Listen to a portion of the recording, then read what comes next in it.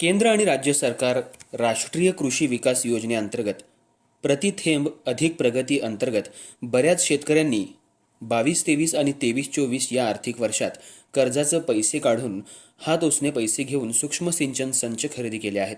पण शासनाने पूर्वसंमती देऊनही आज तागायत शेतकऱ्यांना अनुदान दिलेले नाही. त्यामुळे शेतकरी संपूर्णतः आर्थिक संकटात सापडलाय. शासनानं मागेल त्याला ठिबक या जाहिरातीनुसार प्रचार आणि आवाहनाप्रमाणे असंख्य शेतकऱ्यांनी हे संच बसवले, पण ती योजना कागदावरच राहिली.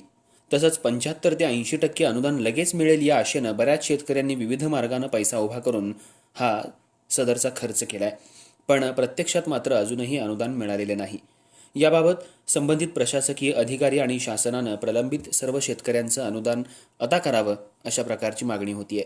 या प्रलंबित अनुदानाच्या मागणीसोबतच बऱ्याच शेतकऱ्यांनी सन 2024-25 मध्ये नवीन लागवडीसाठी अर्ज केले आहेत. या आर्थिक वर्षामध्ये पूर्वसंमती कुणालाही मिळालेली नाही. योजना ठप्प आहे.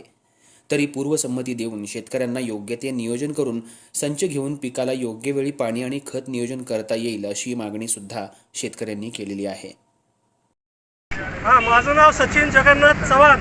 मी राहणार डफळापूर, तालुका जत. माझी डफळापूर येथे 1.5 एकर ऊसाची शेती असून मी 2022-23च्या साली ठिबक सिंचनसाठी, अनुदानासाठी आणि प्रकल्पासाठी मी संपूर्ण अर्ज भरलो. ठिबकने अंतरलं, पदरचे काडीमोड करून दागिने थोडेफार विकून माझं जी शाळू होती त्याच्या ठिकाणी खडकमाळावर मी ऊस टाकलो आणि मी ह्या आशेवर राहिलो.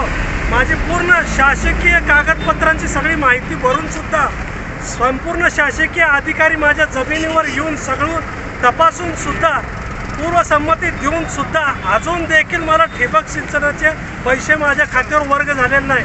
जवळजवळ माझं 75 ते 80 हजार रुपये ठिबक सिंचनाचे अजून मला भेटलेले नाही आहेत. आम्ही कर्ज काढून ह्या ठिबक सिंचनासाठी पैसे दिले, परंतु ह्या कृषी अधिकारी असो नाहीतर वरचे कृषी मंत्री असो, सगळ्यांनी या शेतकऱ्याचा तिरस्कार करायचा धरलेला आहे. याचा मी जाहीर निषेध नोंदवतो आणि जवळजवळ आमचे 15 दिवसात जर आमचे पैसे रक्कम झाले नाही तर आम्ही तीव्र आंदोलन केल्याशिवाय राहणार नाही.